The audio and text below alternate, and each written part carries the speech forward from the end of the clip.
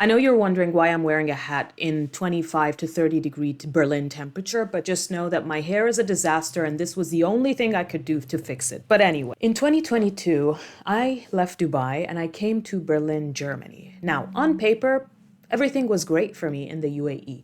I had a great career, I had great salary, benefits, I had healthcare, amazing healthcare.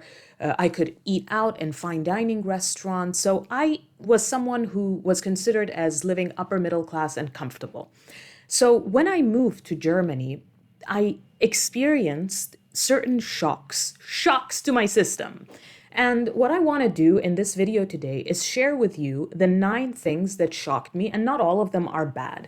And my purpose for sharing this video with you is to help you, because I talk to a lot of people who are in the UAE and they reach out to me and they want to know more about, their own specific situation, so I get to talking to them. And a lot of them are kind of like standing at this precipice of decision making. They have exactly the same situation that I had, except that they're currently expats in the UAE, whereas I'm from the UAE. And they're wondering, is the trade-off worth it? And each of their situations are different. Someone has an amazing career, doesn't know if they want to give it up to come to Germany. Someone has a family, doesn't know if their family will if their family will adapt to Germany, and so on. So I understand every single fear that you must feel, and I'm talking to you if you're at the precipice of this decision. Number 1, when I first moved to Germany, I started looking for work the second I landed. And in a few months, I was able to find a job. And okay, now I have my contract, I have all my documents, I applied for a residency. Except that the residency in Berlin, the appointment I was scheduled for, was 7 months from the time they received my papers. 7 months. During that time, you cannot work. So that's the first shock that I got. The fact that residency appointments take a very long time, and therefore you have to factor this into your planning if you're moving to Berlin, if you're moving to Germany, but specifically cities that are crowded, like Berlin. Number 2, okay, so going back to what I said, when I first moved to Germany, I started looking for jobs the second that I landed, okay?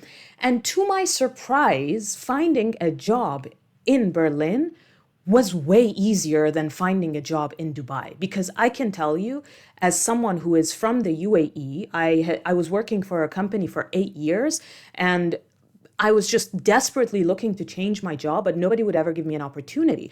And I also have international friends in Dubai, one of them who is Indian, and she was looking for work for about 2 years until, somebody gave her a job. And another person who was Spanish, and she had resigned from her job, and she spent around a year to find a job, and she never could, and she went back home. So I can tell you, even though the job market in Germany today is a little bit not great. It's bad, actually. It's kind of bad. I still believe that finding a job in Germany is way easier than finding a job in the UAE. And that's my own personal take. So that's the second thing that shocked me. Number 3, actually, this was shocking to me. The cost of living in Berlin, where I stay, is way cheaper and better than Dubai, where I used to live. I mean, just look at this picture.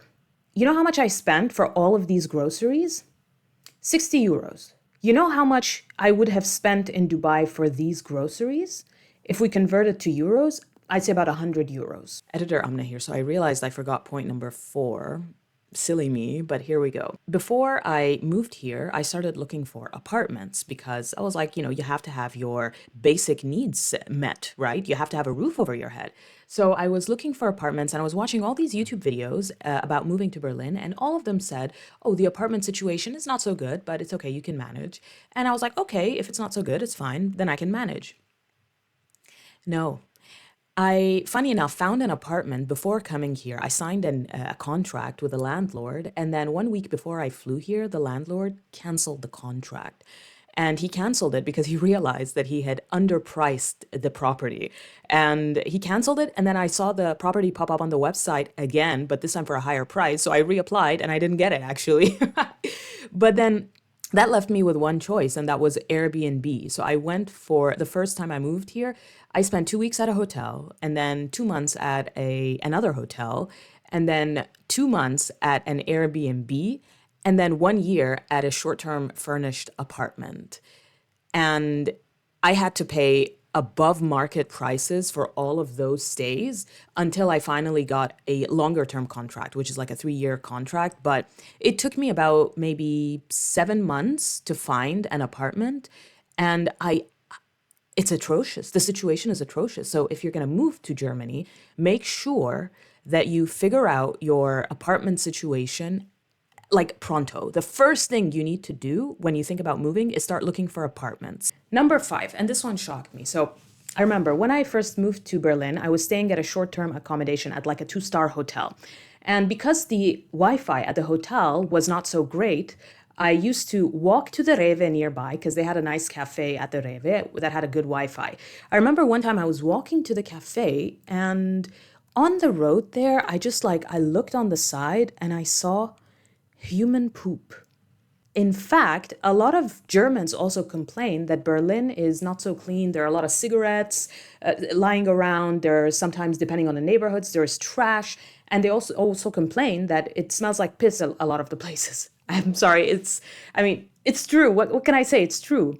So the cleanliness or lack of it of Berlin kind of shocked me, I have to say. Number 6, and this one shocked me because, I live in the capital of Germany and it is an international city, and that is the limited English here. Now, this is a completely subjective experience because I have heard also people say that, oh, I'm trying to practice my German, but nobody speaks German with me. Everybody speaks English with me. My experience has been completely different. My experience has been that people mainly speak German, and even like customer service representatives, let's say you're going to like a mobile network shop and you want to talk to someone about the mobile plans and they speak German.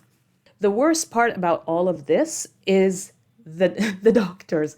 Like if I go to a doctor, I would like to be able to speak English so that at least I can understand what is wrong with me. But anyway, the thing is, a lot of people will say, well, you're in Germany, you better learn the language. Ho capito, okay, I understand. But at the same time, you guys are advertising yourselves as like, hey, investors, come. Hey, skilled professionals, come.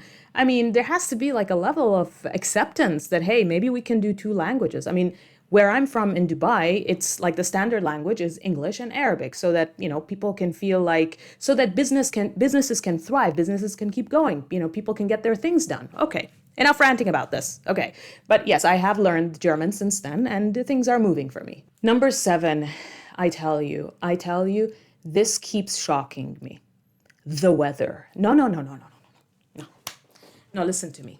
You do not understand how much gray skies and lack of sunshine affects you physically, emotionally, until you have lived here through at least 4 winters. Because seasonal depression, it's a thing. Vitamin deficiency is a thing.